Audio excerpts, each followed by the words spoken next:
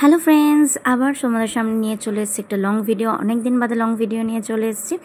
এই ভিডিওটা হচ্ছে জগন্নাথ টেম্পলের ভিডিও। অনেক সপ্তাহ আগে আমি পোস্ট করেছি, জগন্নাথ টেম্পলে গেছিলাম, তার কিছু পিকচার পোস্ট করেছিলাম, তারই আজকে লং ভিডিওটা দিয়ে দিলাম। তো আমরা তো ঘর থেকে রওনা হয়ে গেছে, আর আমাদের সাথে গেছিলো কাকু, আমাদের কাকু গেছিলো।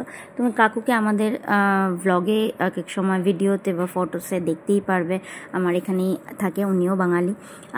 তো আমাদের খুব ক্লোজ। তো যাই হোক, আমরা জগন্নাথ টেম্পল চলে গেছি। টেম্পলের রাস্তার গায়েই পার্কিং ছিল, তো পার্কিংটা ওখানে করে নিয়েছি। করে নিয়ে আমরা এগোতে থাকছি, ওরা বাবা আর কাকু ওর পার্কিং করে আসছিলো। তো এই দেখো জগন্নাথ টেম্পলের এখানে চলে এসেছি। আমাদের এটা জগন্নাথ টেম্পলটা হচ্ছে সেক্টর নয়ডা 121, আর হচ্ছে নিয়ারেস্ট মেট্রো স্টেশন হচ্ছে সেক্টর 52। তো যারা যাওনি তারা অতি অবশ্যই ঘুরে আসতে পারো ছুটির দিনে। খুবই সুন্দর একটা মন্দির।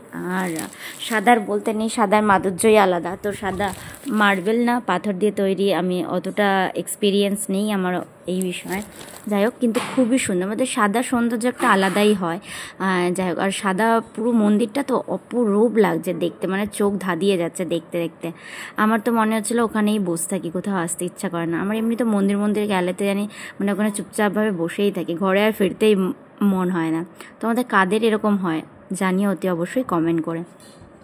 তো মন্দিরে চলে গেছি। মন্দিরে চলে গিয়ে জুতোটা সামনেই, জুতো মুতো খোলার জায়গা আছে, তো খুলে আমরা উপরে চড়ে যাচ্ছি। প্রথমে আমরা মন্দিরটাকে ঠাকুরটাকে দর্শন করে নেব, তারপরে নিচেই সমস্ত অ্যারেঞ্জমেন্ট আছে, ফুল আছে, ওদের অফিস, নিচেই অফিস আছে, অফিস এরিয়ায় নিচে ভোগ অন্নপ্রসাদ খাওয়ানো হয়, বা ওখানে দোকান আছে ভেতরে, ওদের অফিস আছে, সব আছে। সেটা তোমরা ভিডিওতে দেখতে পারবে। যারা পুরো ভিডিওটা দেখো, প্লিজ এটাই রিকোয়েস্ট থাকবে যে পুরো ভিডিওটা দেখো। মন্দিরটা এতটা সুন্দর, আমি ঘুরে ঘুরে দেখিয়েছি তোমাদের। কিছুটা ফার্স্টে দিয়েছি, কিছুটা লাস্টে দিয়েছি। পুরোটা ক্লিপ দেখো, তোমাদের অতি অবশ্যই ভালো লাগবে। খুব সুন্দর মন্দিরটা, আর তোমরা অতি অবশ্যই যেও, ঘুরে এসো, ভালোই লাগবে তোমাদের। তো তাই একটাই রিকোয়েস্ট থাকবে যে ভিডিওটা একটু দেখো।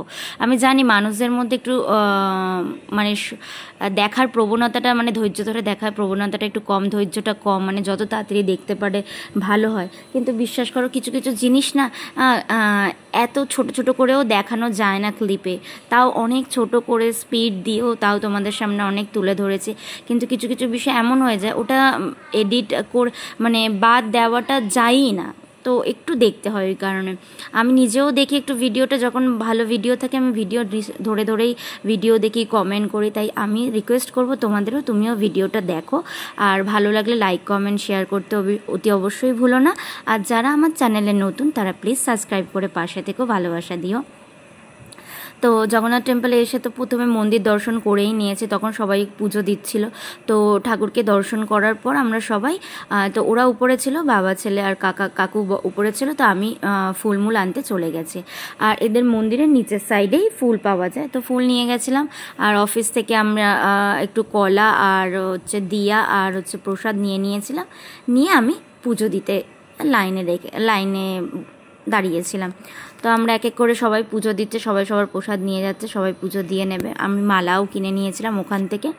তো পুজো দেওয়ার পরে আমরা তারপরে প্রদীপ জ্বালিয়ে তারপরে আমরা মন্দিরটা তোমাদের আমি দেখিয়েছি। মন্দিরটা খুবই সুন্দর। এই দেখো অফিসটা চলে এসছে, এটা নিচেই বেস অফিস, এটা মন্দিরে, এটা অফিসের সামনে এই দোকানটা। এখানে তুমি সব কিছুই পেয়ে যাবে, পুজো রিলেটেড জিনিসপত্র সবই পেয়ে যাবে এখানে, ঠিক আছে। ওদের অসুবিধা নেই, পেটিএম আছে, পেটিএমও করতে পারে। আর এইটা অফিস, আর এই দিকটা করে মানে খাওয়া দাওয়ার অ্যারেঞ্জমেন্ট হয়।